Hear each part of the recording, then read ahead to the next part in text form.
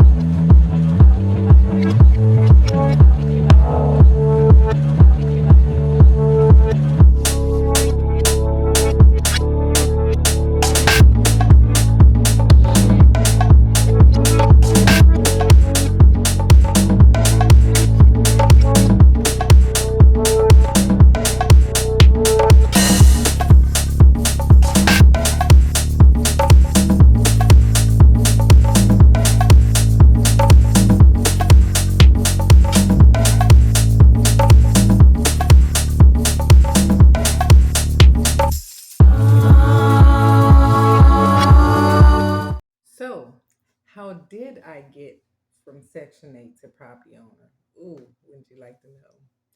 So, I did 10 things.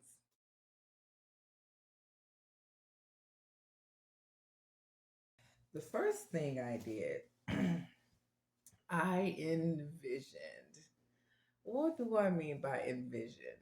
I wanted it so bad. And I remember just envisioning as a Section 8 tenant, what if I was a landlord? I've seen a lot of errors from different landlords. I've seen a lot of things that was done that was discriminative. I saw things that I did like. If that was me, what would I do? Like, how would I own? How would I manage? How would I treat the tenants that are like me? How would I manage to build and how would I treat my family if I had room for them to be in my property? Everything's pretty much jokingly like, oh, I would do it like this, I would do it like that. And I think that kind of manifested some things because I started to pay attention to different behaviors of every landlord that I had as I was on Section 8. And before you know it, there you go. My vision of what I will be as a property owner coming from Section 8.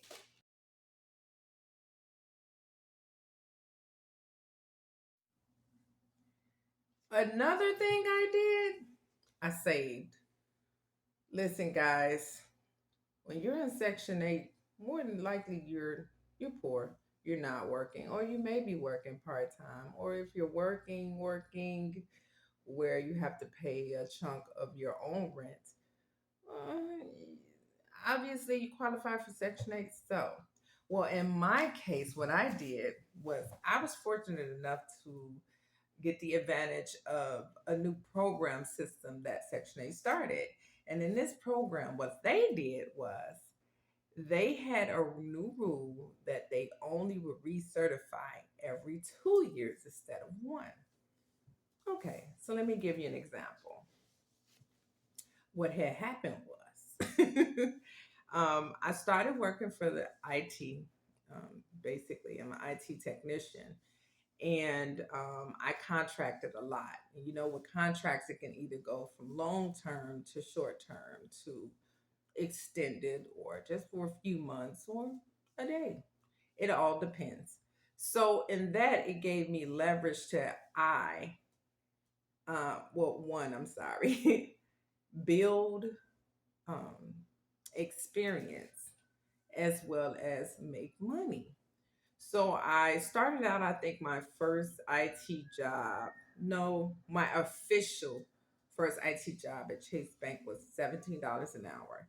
So I'm on Section 8 and I'm like, okay, let me be mindful that at some rate or point, when I reach a certain uh, hourly rate, it's a wrap. So let me go out with a bang. So, and them implementing this new system every 2 years recertify, and every very clear in writing. Um, we don't want to see you for 2 years.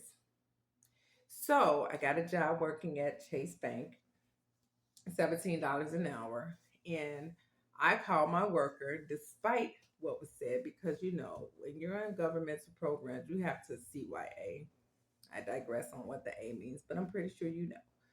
So I called my Section 8 worker, representative, whatever you want to call her, counselor, whomever you want to call it.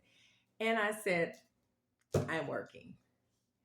And she says to me, okay, Miss Washington, you worked before. Anything else? Now, of course, I worked different jobs while I was on Section 8, but this particular job was a little up there in pay. I worked at Divvy, which was what I think I started out at $13 an hour. And that wasn't enough to move or shake anything. So I was fortunate enough to get big promotion. I would say $3 at the time, and I got a contract position to work at Chase Bank. And so, despite what the letter did say, you have to cover your butt. Um, I called and I said to my Section 8 worker, I'm working. And I was coming from zero rent to working. She says, Miss Washington, I understand that, and I don't want to see you for another 2 years. And I go, wait, huh? Come again, say who? And she goes, Miss Washington, do I need to spell this out for you? I don't want to see you for 2 years. And I'm like,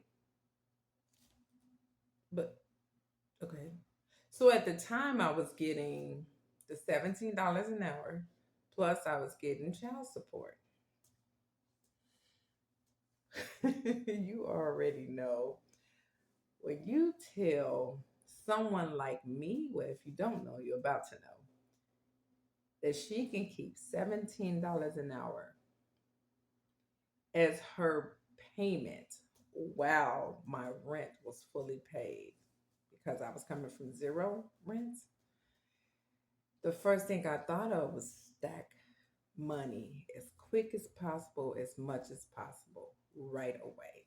So many of you know that sometimes when the more money you get, it's almost like the more problem. That's because we inherit more bills. Oh, we want to get cable, we want to get all these new services, we want to get Netflix, we want to get the things we never had. But guess what? Something said, no, do not do that. Stack money. So that's exactly what I did. I saved money. Did I save all of it? Of course not. I had to live out some of these luxuries I wanted that I'd always wanted. I mean, at the time, it's not the most I had ever made, but it was getting back close to that. I think at that time, the most I ever made was $20 an hour working at Indigo Mega Paper. But even that was actually, that is this was the most because at Indigo I was part time, so there was only 4 hours a day. But now I'm full time, making $17 an hour. And this lady just told me basically I can keep all the money I make for 2 years. No brainer. You said nothing but a word, lady. So I began to take a good chunk of the money because if I come from zero income, which means I wasn't making anything, what child support, I think I was making 195.50 every 2 weeks. Um, and yes, I'm being descriptive. Um, you can give me an extra $400 or $500, and I still have money that I can stack. I still have probably about 1,000. I didn't do the math, but I still got 1,000 I can save. By the time it was time for me to um, get my property, I had about 10,000, but to be honest with you, yes, I made some mistakes. I did make some mistakes. I did get that cable. I did get those extra bills. I never had it before. Not that I never had it before, but it was like luxury. It's the first luxury you get, right? But in the back of my mind, it was like, still, as long as you save this much, go for what you know. So, you want to know something else I did? Come here. No, I mean, come here, like close.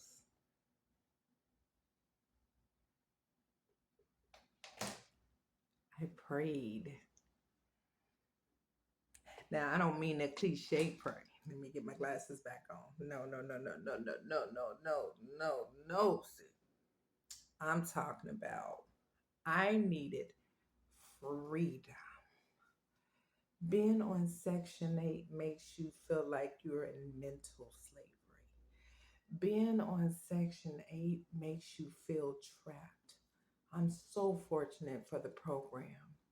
I was on it long enough to know it was no longer a stepping stool. It was clearly becoming a stumbling block. I prayed. Many in my situation don't make it off, don't make it to the next level, don't make it to where um, there is hopes and dreams. It's just let's get over on the system. My heart has never been like that. I've lived in the projects for what, almost 10 years. I've never been one to settle. And so, in knowing that and knowing how the system can really yoke you, I'll say, um, it was time to go. And I prayed. I prayed diligently because what the landlords and the property owners that I seen do and have, and how they um, were, I said to myself, I can do this. Um, I didn't realize how many patterns were shaping themselves behind me, but I was like, I want to do this. I want to be an owner of something. At the time, I didn't know what it was. So I just prayed to be an owner. I prayed to have my own. I prayed to be able to get off this program and to teach people how to be able to do it. And that's my goal. And I'm sticking with it. So yeah, I prayed. I prayed. I made it part of my normal daily prayer life. I made it something I prayed about every day on the way to work, and I still pray. I still pray for the next level. So yeah, look where we are now.